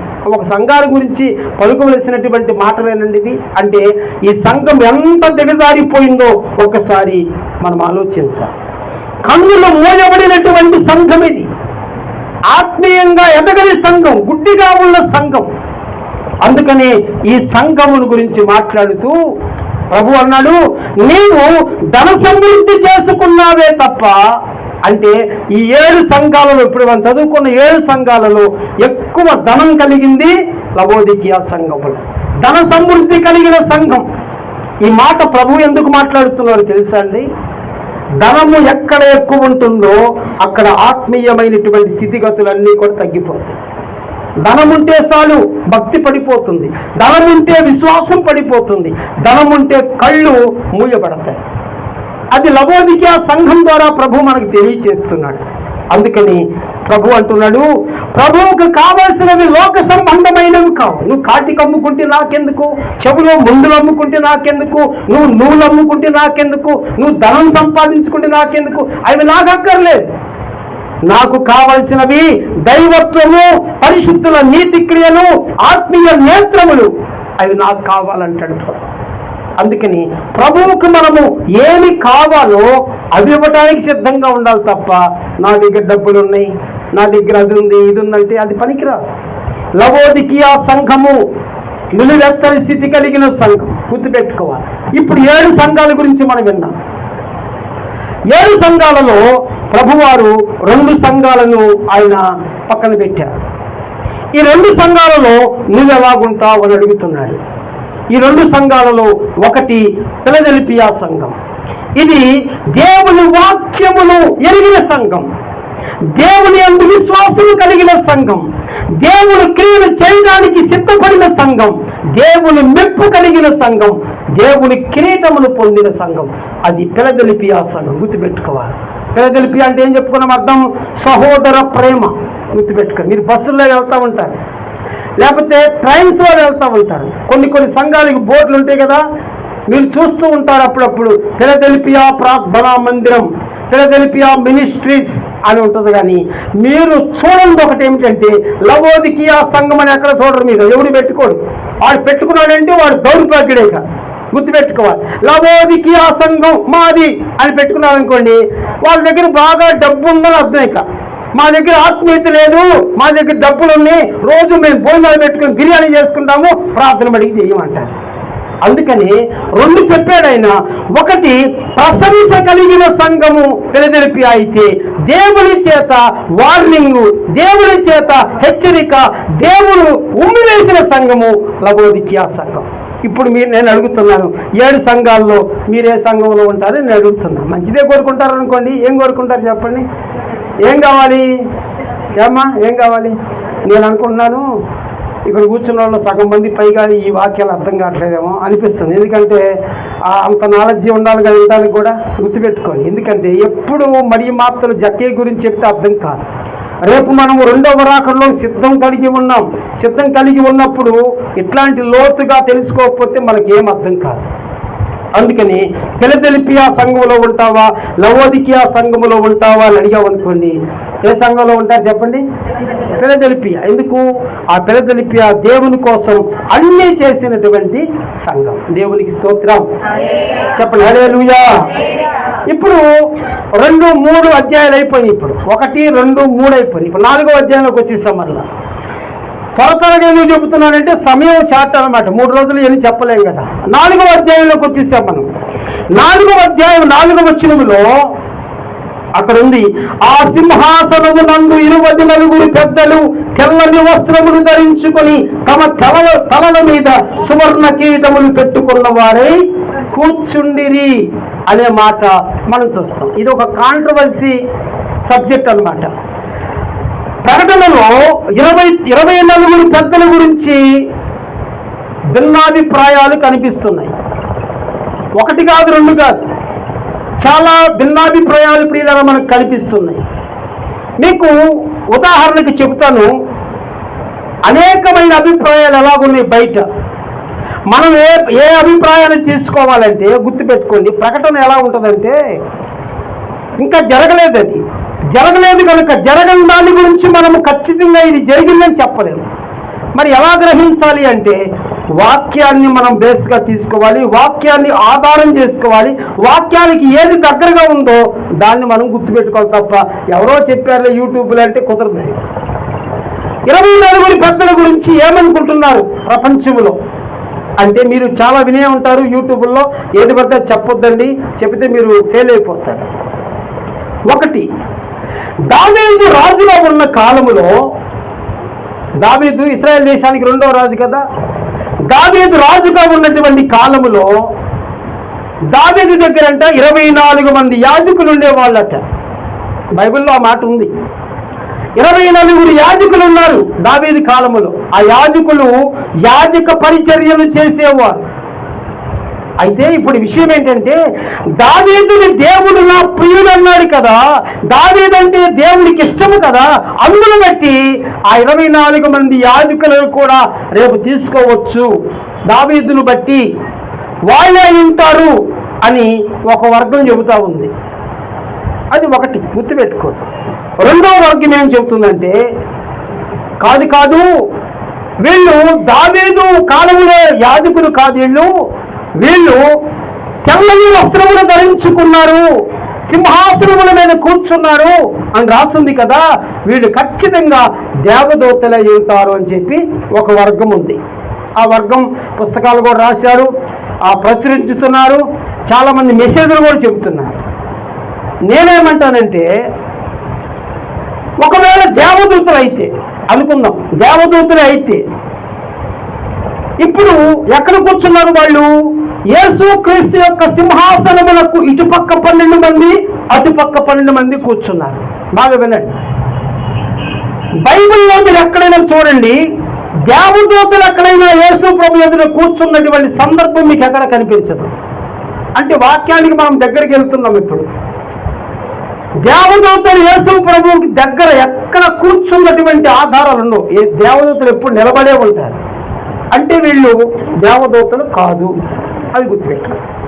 2వది ఏమిటంటే, వీళ్ళు తెల్లని వస్తువులు ధరించుకున్నారు అని రాస్తుంది. దేవదూతలకు శరీరం లేదు కదా, మరి ఆత్మలు కదా అవి, వారు వస్త్రాలు ఎట్లా ధరించుకుంటారు మరి? అంటే వీళ్ళు దేవదూతలు మాత్రము కాదు అని చెబుతున్నాను. నేను చెబుతున్నాను అది కరెక్ట్ కాదు. 3వదిగా అభిప్రాయం ఏమిటంటే, వీళ్ళు దేవదూతలు కాదు, 24 యాజకులు కాదు, ప్రత్యేకంగా సిద్ధపరచబడినటువంటి పరలోక జీవులు అని చెబుతున్నారు కొంతమంది. వీళ్ళు ప్రత్యేకంగా సిద్ధపరిచారు వీళ్ళు అంటున్నారు. ఏ ప్రత్యేకంగా సిద్ధపరచబడిన, నేను ఒక మాట చెబుతున్నాను మీకు, దూతలకు నాయకులు ఉంటారు. మిఖాయేలు ఉన్నాడు, గాబ్రియల్ ఉన్నాడు, ఇలా నాయకులు ఉంటారు కదా. ఈ నాయకులే యేసు ప్రభు దగ్గర కూర్చోరండి, వాళ్ళు నిలబడే ఉంటారు వాళ్ళు. అంటే వీళ్ళు ప్రత్యేకమైనటువంటి ఒకవేళ జీవులైనా దూతలైనా కూర్చున్నారు అంటే వాళ్ళకి అర్హత లేదు అని చెప్పాలి. ఇది మనము వాక్యాన్ని బేస్గా చేసుకోవాలి. ఇంకో కొంతమంది ఏమంటున్నారంటే ప్రకటన గ్రంథం 2వ అధ్యాయం 10వ వచనములో, మీరు మరణం వరకు నమ్మకంగా ఉండండి, జీవకిరీటం మీదే యేసు ప్రభు చెప్పాడు కదా. మరణం వరకు ఎవరైతే నమ్మకంగా ఉంటారో ఆ నమ్మకంగా ఉన్న వారిలో ఒక 24 మందిని యేసు ప్రభు సెలెక్ట్ చేసి వారి నెత్తి మీద కిరీటాలు పెట్టి వారిని పక్కన కూర్చోబెట్టుకుంటాడు అని చెప్పి కొంతమంది అభిప్రాయపడుతున్నారు. చివరిగా ఏమిటి అని చూస్తే 5వ అభిప్రాయం ఏమిటంటే, ఇశ్రాయేలీయుల గోత్రకర్తలు ఎంతమంది చెప్పండి? 12 మంది. యేసు ప్రభు శిష్యులు అపోస్తులు ఎంతమంది? 12 మంది. ఈ 12 మంది ఆ 12 మంది కలిపి 24 అని కొంతమంది అభిప్రాయం. ఇప్పుడు 5గురిలో ఏది నిజం అది కూడా మనం చూడాలి. అయితే వాక్యం ఏం చెబుతుంది అంటే, చూడండి, నిర్గమాకాండం 28వ అధ్యాయము మీ తర్వాత చదువుకో, నోట్ చేసుకోండి. నిర్గమాకాండం 28వ అధ్యాయము 16వ వచనం నుంచి 21వ వచనం వరకు మీరు చూడగలిగితే అక్కడ ఏం కనిపిస్తుందంటే, యాజకుని కొరకు దేవుని యొక్క సన్నిధిలో యాజకత్వము చేసేటువంటి యాజకునికి ఏఫోదులు తయారు చేశారంట. అప్పటిలో యాజకుడు మెల్ల వేసుకుంటాడు, దాన్ని ఏఫోద్ అంటారు. దాన్ని ఈ ఏఫోదు ఎలా తయారు చేశారు? అది రత్నములతో పొదిగినదిగా కనపడుతుంది, రత్నాలతో తయారు చేశారంట. అది అయితే ఆ ఏఫోదు తయారు చేసినప్పుడు 4 వరుసలు, వరుసకు 3 రత్నాలు. 4 వరుసలంట, వరుసకి 3 రత్నాలండి. ఆ రత్నముల మీద ఏముందంట చెప్పండి? ఇశ్రాయేలీల పెద్దల పేర్లు గలవై ఉండెను అని రాస్తుంటది. ఆ రత్నాల మీద ఎవరి పేరు ఉంటుందంట? ఇశ్రాయేలీల గోత్ర కర్తల పేర్లు రాయబడి ఉన్నాయి. ఈ 4 వరుసలు 4 × 3 అంటే 12. అంటే ఈ 12 మంది ఎవరు అంటే ఇశ్రాయేలీల గోత్ర కర్తలు అని. ఇంకొక 12 మంది ఎవరు అంటే యేసుక్రీస్తు యొక్క శిష్యులైన అపొస్తలులైనటువంటి 12 మంది శిష్యులు అని నేను అభిప్రాయము చెందుతూ ఉన్నాను దేవుని ప్రజల. ఇప్పుడు చాలామంది దీనికి కూడా ఒక కామెంట్ పెడుతున్నారు. ఏమని? యోహాను చూచినప్పుడు దర్శనములో ఒకవేళ యేసు ప్రభు శిష్యులే అయితే, ఇశ్రాయేలీయుల గోత్రకర్తలు 12 మంది అంటున్నారు, మంచిదే. యేసు ప్రభు శిష్యులు 12 మంది అంటున్నారు కదా. ఈ 12 మందిలో ఒక ఆయన ఇక్కడే ఉన్నాడు కదా, పద్మాసులోనే ఉన్నాడు కదా. మరి 12 మందిని చూశాడు కదా, అప్పుడు యోహాను ఇక్కడే ఉన్నాడు కదా. వాళ్ళు కాదని కొంతమంది అంటున్నారు. దీనికి ఆన్సర్ ఏమిటంటే, ఇంకా ఇది జరగలేదు. జరగబోవు గ్రంథము ప్రత్యక్షత గ్రంథము. యోహాను ప్రత్యక్షత చూశాడు, దర్శనం చూశాడు, ఇంకా జరగలేదు. అది జరిగే కాలానికి యోహాను కూడా అక్కడికి చేర్చబడతాడు. అది గుర్తుపెట్టుకోండి. అంటే 24 పెద్దలు ఎవరు అంటే, ఒకటి చెబుతున్నాను, 24 ఇశ్రాయేలు గోత్ర పెద్దలు, 12 మంది అపొస్తలులు కలిపి 24 పెద్దలు రేపు ఉండబోతున్నారు. మనం చూడబోతున్నాం. దేవునికి స్తోత్రం చెప్పండి, హల్లెలూయా. అలాగే 4వ అధ్యాయములో 4వ అధ్యాయము 6, 7 వచనాలలో ఒక సంగతి కనిపిస్తుంది. అది 4 జీవుల గురించి కనిపిస్తా ఉంది. ఆ సింహాసనం ఎదుట స్ఫటికములు పోలిన గాజు వంటి సముద్రం ఉన్నట్లుండెను. ఆ సింహాసనములకు మధ్యను, సింహాసనము చుట్టూను, ముందు వెనుక కన్నులతో నిండిన 4 జీవులుండెను. గుర్తుపెట్టుకోవాలి, 4 జీవుల గురించి అక్కడ రాశాడు. మొదటి జీవి సింహము వంటిది, 2వ జీవి దూడ వంటిది, 3వ జీవి మనుషుని ముఖము వంటిది, ముఖము కలిగినది, 4వ జీవి ఎగురుచున్న పక్షి వంటిది. ఇక్కడ 4 జీవుల గురించి చెప్పాడు. ఈ 4 జీవులకు ఉన్నటువంటి రూపాలు చెప్పాడు. మొదటి జీవి ఏమిటంట? సింహం. వింటున్నారా మీరు? నేను అరుచుకోవటమేను. వింటున్నారా? మొదటి జీవి చెప్పండి, సింహం. 2వ జీవి దూడ వంటిది, 3వ జీవి మనుషుల ముఖము వంటిది, 4వ జీవి ఎగురుచున్న పక్షిరాజు వంటిది. ఇప్పుడు వీటి గురించి రాశాడు. ఈ 4 జీవులు ఎవరై ఉంటారు? అది కూడా మళ్ళా ఏమండి అనేకులు ఆలోచన చేస్తున్నారు. ప్రత్యక్షత గ్రంథం అంటేనే, ప్రకటన అంటేనే కాంట్రవర్సీ అని చెప్పుకుంటున్నాం కదా, వివాదం. ఇది కాదంటే అది అంటున్నారు, అది కాదంటే ఇది అంటున్నారు. కనుక ఏది నిజమో అనేది మనము బైబిల్ వెలుగులోకి వెళ్ళాలి. ఎప్పుడు కూడా వాక్యానికి దగ్గరగా ఉన్న వాటిని మనం సీవ్ చేసుకోవాలి. ఈ 4 జీవులు ఎవరు అనే దానికి మనం చూస్తున్నాము 8వ వచనములో. ఈ 4 జీవులలో ప్రతి జీవికి 6 రెక్కలుండును. అవి చుట్టూను రెక్కల లోపటను కన్నులతో నిండి ఉన్నవి. అవి భూత వర్తమాన భవిష్యత్ కాలములలో ఉండు సర్వాధికారియు దేవుడునగు ప్రభువు పరిశుద్ధుడు పరిశుద్ధుడు పరిశుద్ధులని మానక రాత్రింబవళ్ళు చెప్పుచుండెను. ఈ 4 జీవులు ఎవరు అని మనము గ్రహించవలసి ఉన్నది. ఈ 4 జీవుల గురించి అనేక మంది అబద్ధ బోధకులు అనేక విధములుగా చెప్పే ప్రయత్నాన్ని కూడా చేసే ప్రయత్నం చేస్తున్నారు. ఈ 4 జీవులు ఎవరై ఉంటారు అనేది కూడా మనం జ్ఞాపకం చేసుకోవాలి. బైబిల్ గ్రంథాన్ని కనుక మనం పరిశీలన చేస్తే, ఒకటి గుర్తుపెట్టుకోండి, బైబిల్ గ్రంథాన్ని మనం పరిశీలన చేస్తే ఒక్క విషయాన్ని మనం జ్ఞాపకం చేసుకోవాలి. మనము ప్రకటన గ్రంథం గురించి ధ్యానం చేయబోతున్నాం అనుకోండి, అర్థమవుతుందా? మనము ప్రకటన గ్రంథం గురించి ధ్యానం చేయాలని ఆశ నీకుంది. అయితే ఆ ప్రకటన గ్రంథం గురించి ధ్యానం చేసేటప్పుడు డైరెక్ట్గా నువ్వు ప్రకటన గ్రంథం చదివితే నీకు అర్థం కాదు. నీకు ఎన్నిసార్లు చదివినా నీకు అర్థం కాదు. అయితే ప్రకటన గ్రంథం చదవడానికి ముందుగా నువ్వు చేయవలసిన పని ఏమిటంటే దానియేలు గ్రంథం చదవాలి. గుర్తుపెట్టుకుని కొన్ని మనం నోట్ చేసుకోవాలి. దానియేలు గ్రంథం మీరు 2 సార్లు చదవండి. అప్పుడు మీరు ప్రకటన గ్రంథంలోకి వెళ్ళండి, ప్రకటన గ్రంథం మీకు ఈజీగా అర్థమవుతుంది. దానియేలు గ్రంథం చదవకుండా మీరు ప్రకటనలోకి వెళ్తే మీకు ఏమీ అర్థం కాదు, అంత కన్ఫ్యూజ్గా ఉంటుంది. అలాగే మీకు హెబ్రీ పత్రిక చదవాలని ఉంది. కొత్త నిబంధనలో హెబ్రీ పత్రిక చదవాలంటే, హెబ్రీ పత్రిక మీకు బాగా అర్థం కావాలంటే పాత నిబంధనలో లేవియా కాండం చదవాలి. లేవియా కాండం చదవకుండా హెబ్రీ పత్రిక దగ్గరికి వెళ్తే మీకు అర్థం కాదు. ప్రభువారు కొన్నిటికి లింక్ ఇచ్చాడు, సూచన ఇచ్చాడు, మాదిరి ఇచ్చాడు. అందుకని వాటిని గురించి మనం చదువుకోవాలి. ఇప్పుడు ఈ 4 జీవుల గురించి తెలుసుకోవటానికి ముందుగా యెహెజ్కేలు గ్రంథములోనికి మనం రావాలి. యెహెజ్కేలు గ్రంథము 1వ అధ్యాయములో 10-11 వచనాల్లో ఇలా రాయబడి ఉంది. యెహెజ్కేలు దర్శనము చూశాడు. యెహెజ్కేలు దర్శనములో 4 జీవులు కనపడ్డాయి. ఆ 4 జీవులు కూడా ఇలాగే ఉన్నాయి. 1 సింహము, 2 ఎద్దు ముఖము, 3 మానవ ముఖము, 4 పక్షిరాజు. ఈ మాట గుర్తుపెట్టుకోవాలి. యెహెజ్కేలు దర్శనం చూసినప్పుడు ఈ ప్రకటన గ్రంథంలో ఈ 4 జీవులు ఎట్లా ఉన్నాయో యెహెజ్కేలు గ్రంథంలో కూడా అదే జీవులు అక్కడ కనిపిస్తున్నాయి. అంటే అర్థం ఏమిటి? ఇప్పుడు పాత నిబంధనలో ఎందుకు రాయించాడు అంటే, పాత నిబంధన ముందుగా ఒక సూచనగా ఉన్నది. పాత నిబంధన చదివితే దానిని బట్టి మనకు ప్రకటన గ్రంథం అర్థమయ్యే అవకాశము ఉంది అని చదువుతున్నాం. ఆ జీవులకు 6 రెక్కలుండెను.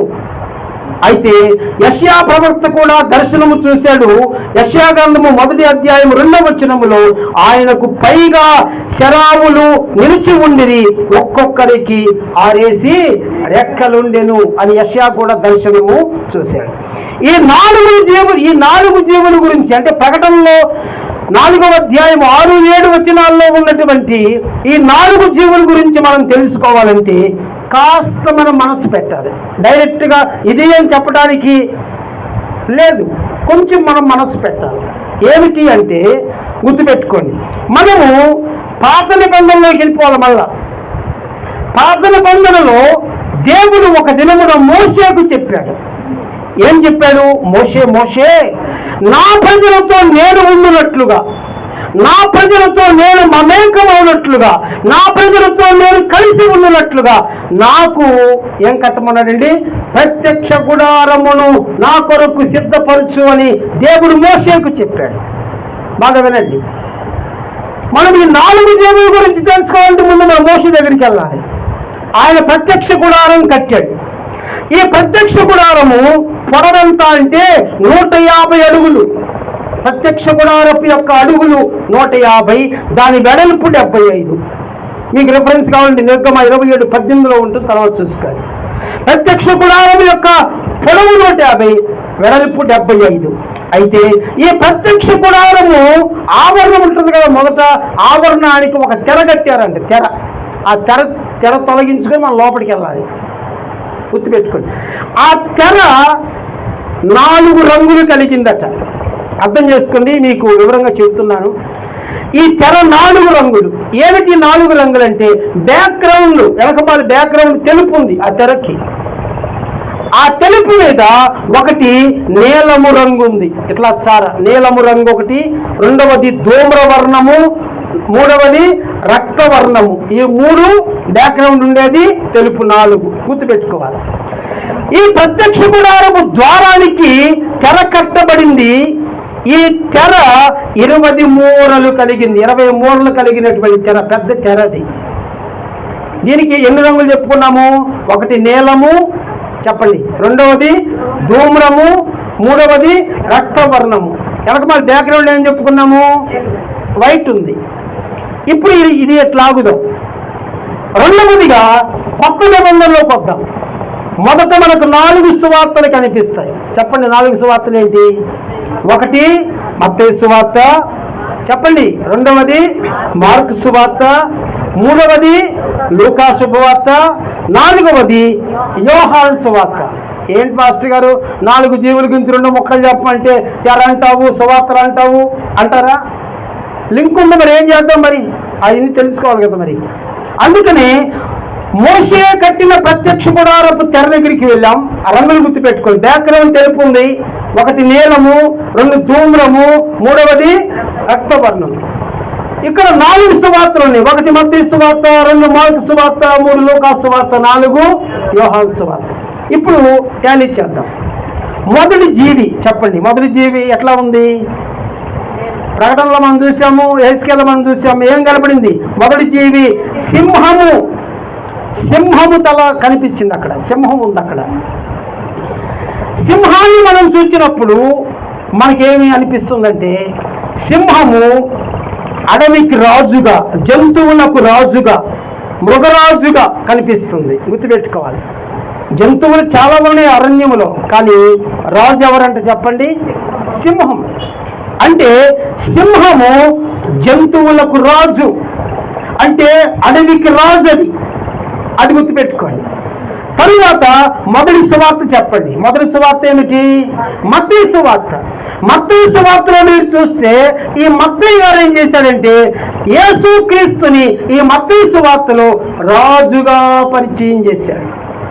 ఒక్కొక్క సువార్తలో ఒక్కొక్క సువార్తికుడు యేసు ప్రభువుని ఒక్కొక్క రకంగా వర్ణించాడు. మత్తయి సువార్తలో యేసుక్రీస్తుని రాజుగా పరిచయం చేశాడు. మత్తయి సువార్త 2:2లో మనకు కనిపిస్తుంది.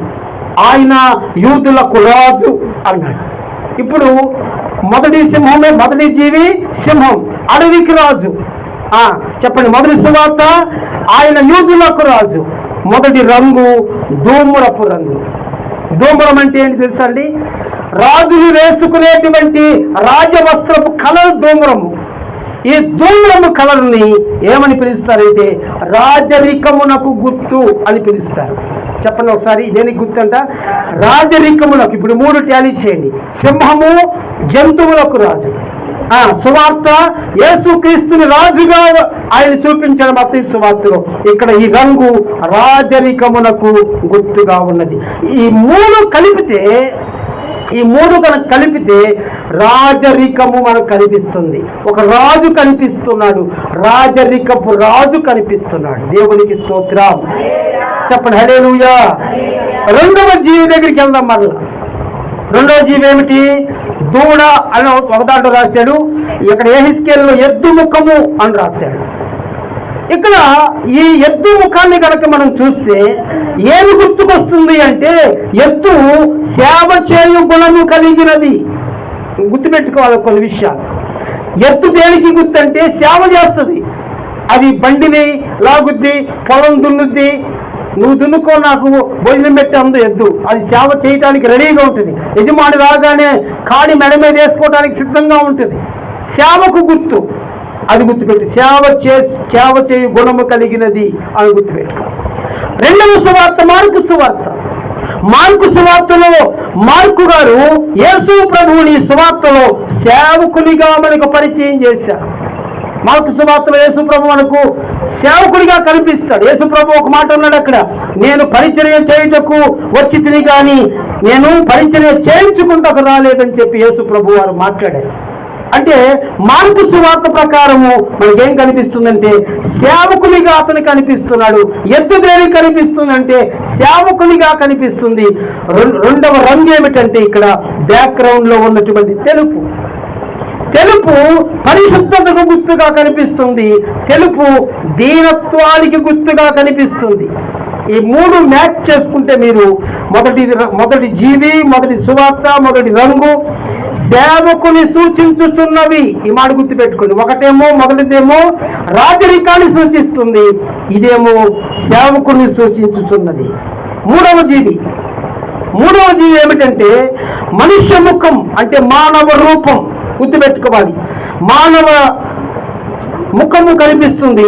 మూడవ సువార్త లూకా శుభవార్త. లూకా శుభవార్తలో మనుష్య కుమారునిగా ఈ సువార్త తెలియజేసింది. యేసు ప్రభువుని ఈ లూకా సువార్త మనుష్య కుమారునిగా పరిచయం చేసింది.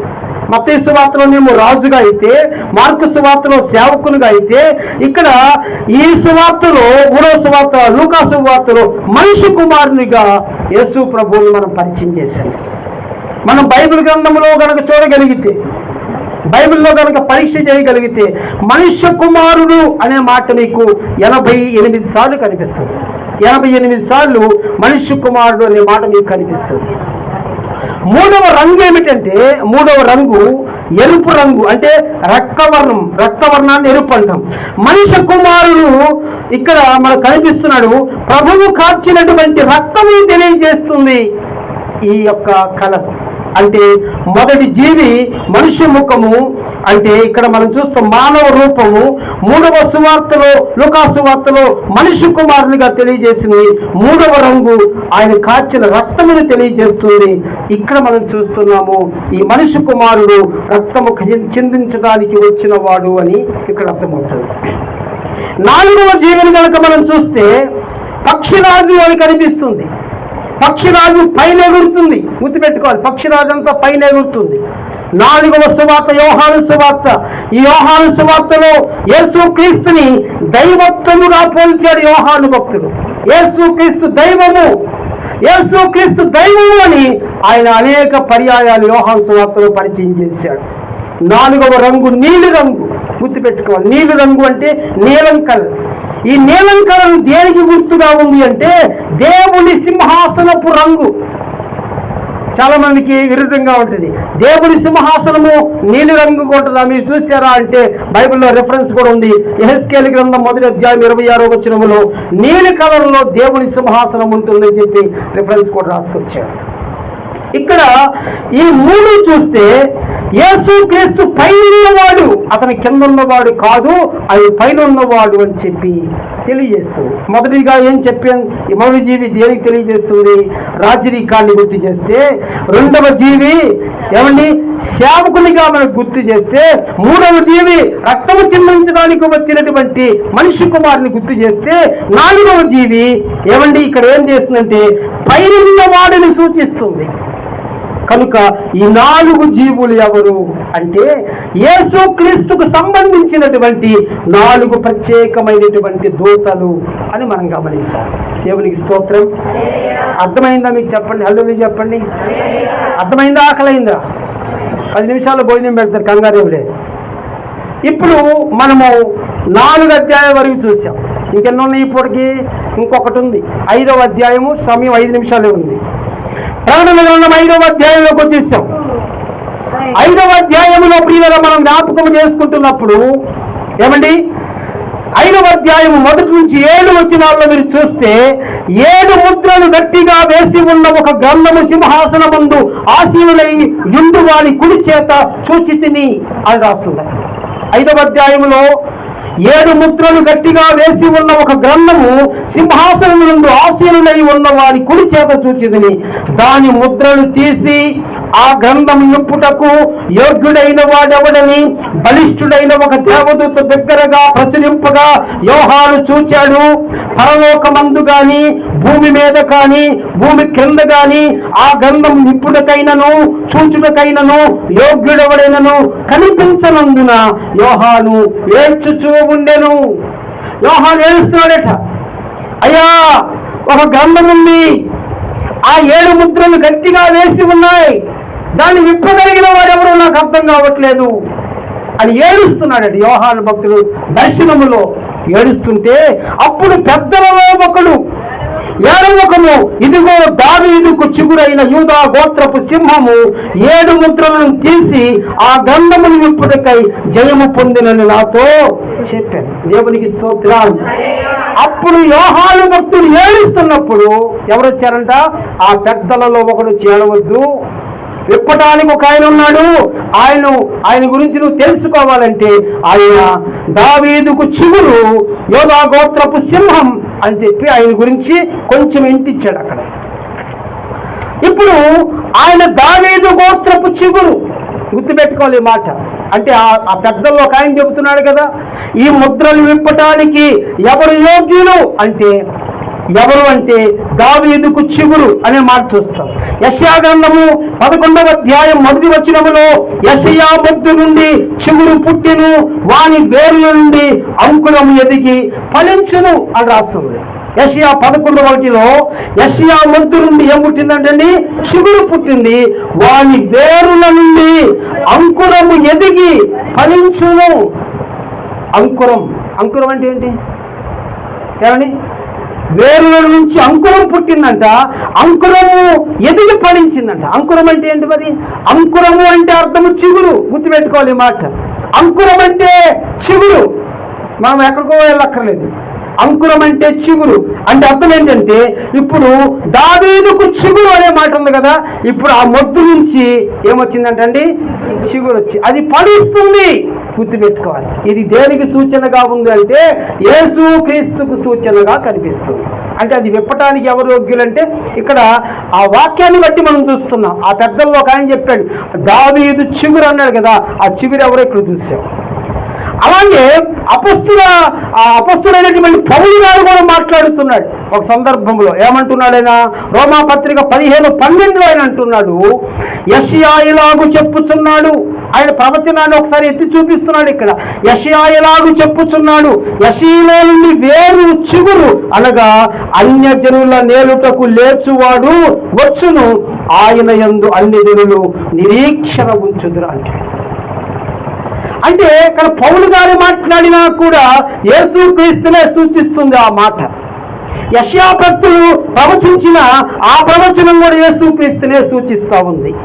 అలాగే సాక్షాత్తు యేసు ప్రభువే చెప్పారు ఒక మాట, వాళ్ళు వీళ్ళు కాదు నేనే చెబుతున్నాను అని చెబుతూ ప్రకటన 22:16 అంటాడు, సంఘముల కోసరము ఈ సంగతులను గురించి మీకు సాక్ష్యం ఇచ్చుటకు యేసు అను నేను నా దూతను పంపి ఉన్నాను, నేను దావీదు వేరు చిగురును సంతానమును అని యేసు ప్రభు చెప్పాడు. దేవునికి స్తోత్రం చెప్పండి, హల్లెలూయా. అంటే దావీదు ఇక్కడ ఈ దావీదుకు చిగురు అంటే యెషయా చెప్పినట్లుగా, పౌలు గారు చెప్పినట్లుగా, ప్రభువే చెప్పినట్లుగా యేసు ప్రభువారి అని మనం నిర్ధారించుకోవచ్చు. రెండవదిగా ఏం చెప్పారు? ఆయన చిగురే కాదు, యూదా గోత్రపు సింహము అన్నాడు. యూదా గోత్రపు సింహం. ఆదికాండం 49:9 యూదా గోత్రపు సింహాన్ని నేను అంటాడు ఆయన. యూదా గోత్రపు సింహం ఎవరండి? యేసు క్రీస్తే. అలాగే వధింపబడినటువంటి గొర్రె పిల్ల. రెండవదిగా మూడవది చూస్తాం, కింద కంటిన్యూగా చేసుకుంటూ వస్తే అక్కడ ఏముంటుందంటే, ఒకటి చిగురు అని చెబుతూ, రెండవదిగా యోధా గోత్రపు సింహం అని చెబుతూ అది వధింపబడినటువంటి గొర్రె పిల్లగా ఉందంటాడు.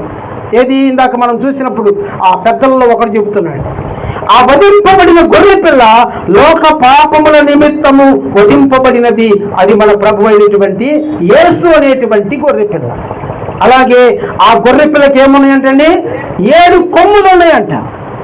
ఆ 7 కొమ్ములు ప్రభువునకున్నటువంటి అధికారమునకు గుర్తులు. కొమ్ములు అంటే అధికారాలు, అది గుర్తుపెట్టుకోండి. కొమ్ములు అంటే అధికారాలు. ఆయనకు ఎంత అధికారం ఉందో ప్రియరా మనము చూస్తూ ఉన్నాము. ఆ అధికారమును బట్టి మనము చూస్తూ ఉన్నాము.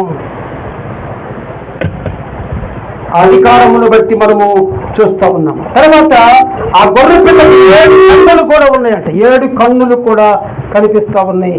ఆ 7 కన్నులు ఏమిటి అంటే భూమి అన్నంతటికి పంపబడిన దేవుని యొక్క 7 ఆత్మలు. ఈ మాట మీరు గుర్తుపెట్టుకోవాలి. దీనిని బట్టి మనకేమర్థమవుతుంది అంటే, ఈ గ్రంథము, ఒక గ్రంథం ఉంది కదా అక్కడ 5వ అధ్యాయంలో గ్రంథం కొరకే కదా ఇదంతా. ఈ గ్రంథము దేనికి సూచనగా ఉంది అంటే, యుగ సమాప్తి ఎలా జరగబోతుందో దానికి ముందు వెనుక జరగబోవు సంగతులను తెలియపరిచేటువంటి గ్రంథముగా ఈ గ్రంథము ఉన్నది అని దేవుని యొక్క వాక్యము ప్రియ స్పష్టంగా తెలియచేస్తా ఉంది. ఇప్పుడు మనం చూస్తాము, ఈ 5వ అధ్యాయంలో చూస్తాం కదా, ఎవరు ఈ ముద్రలను విప్పేది అని యోహాను భక్తుడు ఇక్కడ ఏడుస్తున్నప్పుడు పెద్దలలో ఒకడు వచ్చి, అయ్యా దావీదుకు చిగురు, యూదా గోత్రపు సింహము, ఆయన గొర్రె పిల్ల, ఆ గొర్రె పిల్లకు 7 కొమ్ములు 7 కన్నులు అని చెప్పాడు కదా. ఇవన్నీ కూడా ఎవరు సూచిస్తా ఉన్నాయంటే యేసు క్రీస్తుని సూచిస్తా ఉన్నాయి. అంటే ఈ ముద్రలు విప్పబోయేది ఎవరు అంటే యేసు క్రీస్తే. దేవునికి స్తోత్రం చెప్పండి, హల్లెలూయా. టైం ఎంత అయింది? 1:30. చూసావా, అట్లా ప్లాన్ చేస్తాను నేను. ఖచ్చితంగా 1:30 5 అధ్యాయాలు అయిపోయింది.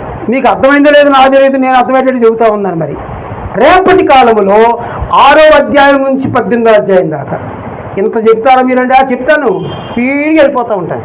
రేపు 6వ అధ్యాయం నుంచి 18వ అధ్యాయం, ఎల్లుండు 19 నుంచి 22, ఆ ప్రకటన గ్రంథం పూర్తి అయిపోవాలి, అర్థం అవ్వాలి. ప్రార్థన చేసుకుందాం. తలను ఉంచుదాం. కట్టేయమది ప్రార్థన చేసుకుందాము. ఎర్రది నొక్కేసి